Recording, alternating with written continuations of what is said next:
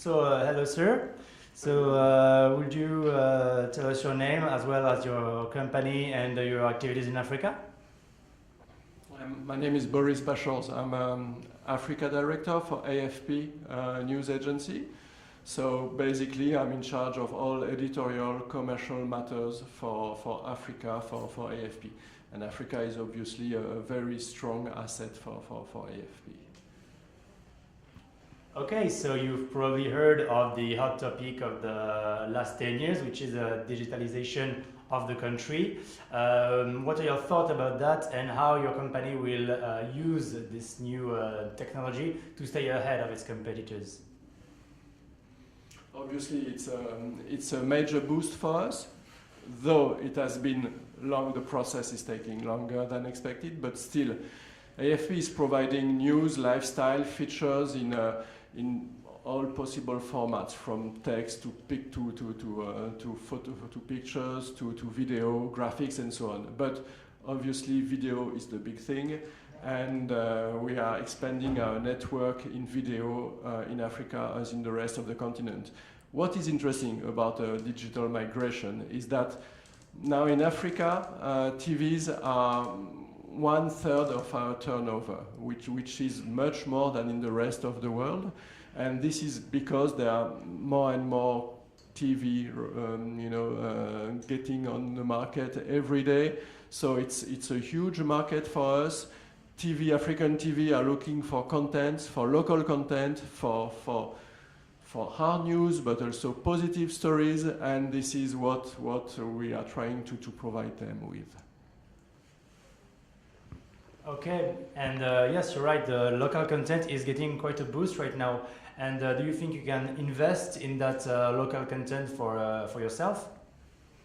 We are doing so. We are doing so twofold. First, in expanding our network, so we are closer to the field and closer to the local stories, whether it takes place in a slum or whether it's new entrepreneurs getting new ideas or development stories. So we're trying to get as close as possible to the field. That's one thing with our reporters, and we are hiring local reporters as many as possible in order to get this kind of positive stories.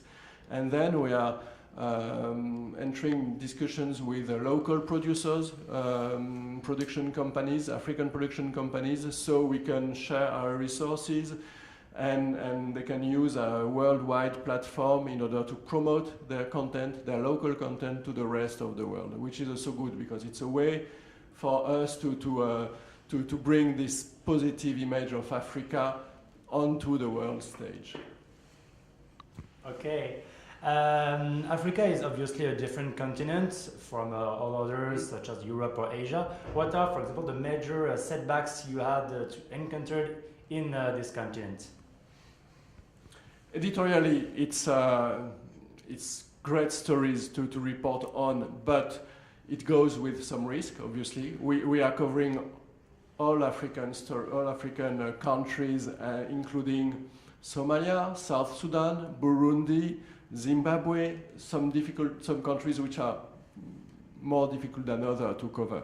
So it requires a lot of experience, a lot of skill, because basically at some stage, your reporters are at risk. Mm-hmm. And so we have to, you need an experienced news agency to be able to cover those kind of stories without putting in danger your own people. That's one thing. The other difficulties of the market, on a commercial point of view, we have to find reliable clients which would pay regularly. So it used to be quite a challenge for us in Africa with the public sector, to be quite frank with you. But the good thing is all the new private media coming into town, which proves to be much more reliable than the older generation. So that's good news for us. Okay, thank you. And we know that in Africa, freedom of press is not always something you automatically get in some countries. Did you have any problem with that? For example, not being able to cover a hot topic at the moment because the government said it was impossible for political reasons? Yes, there are difficult countries. We're trying to, for example, say Burundi. At some stage, people in Burundi were not able at all to do their job on a safe basis, and we had to exfiltrate them from Burundi to Kenya or to France. So yes, there are some difficulties. Countries which would not allow visa for reporters to get and report into them. We can name South Sudan, for example.